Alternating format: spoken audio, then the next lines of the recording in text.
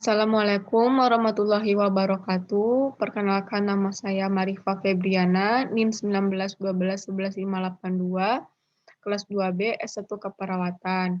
Baiklah, di sini saya akan memaparkan atau membacakan hasil brosur yang saya bikin, yaitu berjudul Pencegahan Primer pada HIV atau AIDS. Di sini terdapat apa ini maksud dengan HIV atau AIDS, yaitu pengertian HIV dan AIDS adalah virus yang merusak sistem kekebalan tubuh dengan menginfeksi dan menghancurkan sel CD4. Semakin banyak sel CD4 yang dihancurkan, maka kekebalan tubuh akan semakin lemah, sehingga rentan diserang berbagai penyakit.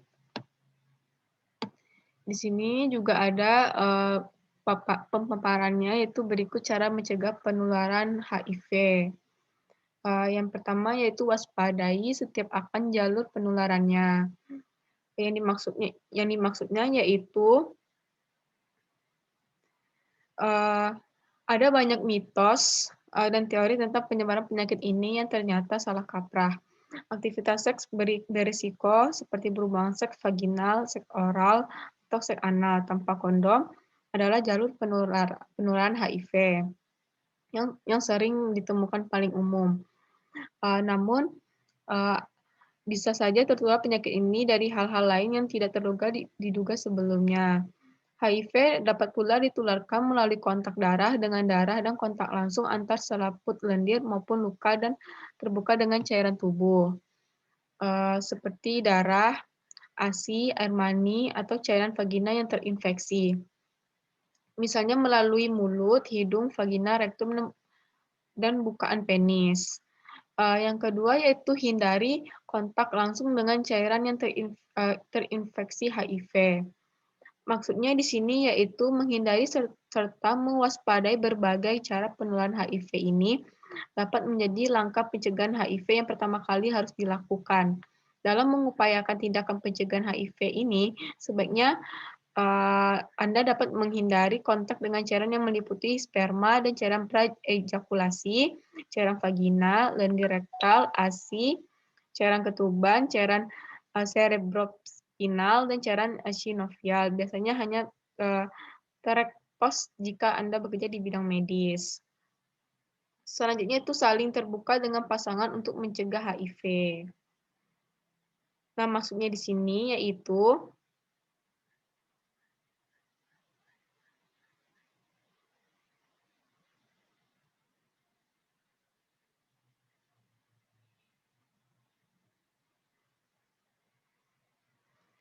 yang dimaksud di sini yaitu cara mencegah HIV atau AIDS lainnya yang perlu dilakukan saling terbuka dengan semua pasangan seks yang terlibat. Maksudnya ada baiknya lebih dahulu saling terbuka dan menanyakan tentang riwayat kesehatan masing-masing sebelum mulai melakukan hubungan seksual. Selanjutnya yaitu ada mewaspadai gejala untuk pencegahan HIV. Maksudnya di sini ialah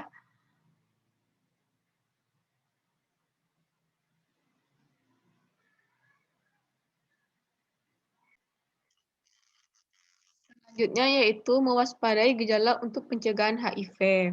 Upaya pencegahan HIV ini selanjutnya yang bisa dilakukan adalah dengan mengenali gejala HIV atau tanda-tanda penyakit yang muncul. Karena sering dituliskan sebagai suatu kesatuan seperti HIV atau AIDS, banyak orang yang menganggap keduanya sama. Padahal HIV dan AIDS ini adalah kondisi yang berbeda. HIV adalah virus yang menyerang sistem kekebalan tubuh, sementara AIDS adalah singkatan dari Acquired Immune Deficiency Syndrome. AIDS bisa dikatakan sebagai tahap akhir dari infeksi HIV kronis.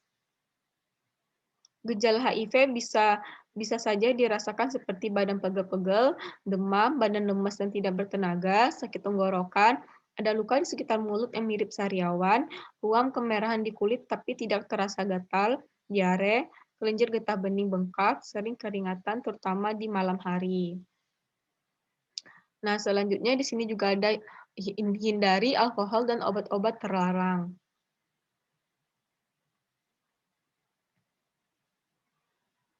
Nah, maksudnya di sini ialah hal ini memungkinkan seseorang untuk melakukan tindak-tindakan yang berisiko di luar kontrol diri. Contohnya seperti melakukan seks tanpa kondom dengan orang yang terinfeksi atau berbagai obat dan alat suntik dengan orang yang memiliki HIV.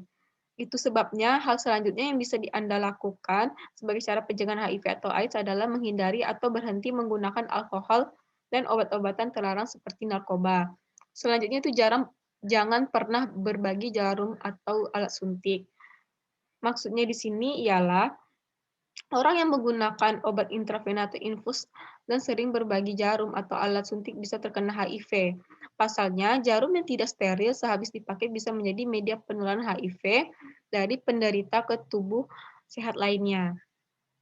Upaya pencegahan HIV ini juga berlaku bagi petugas kesehatan yang dalam kesehariannya menggunakan jarum suntik dan terpapar darah, sebab tidak sengaja tertusuk jarum suntik bekas pasien dengan HIV atau terpapar darah pasien dengan HIV pada area tubuh sendiri yang mengalami luka juga dapat memungkinkan infeksi terjadi.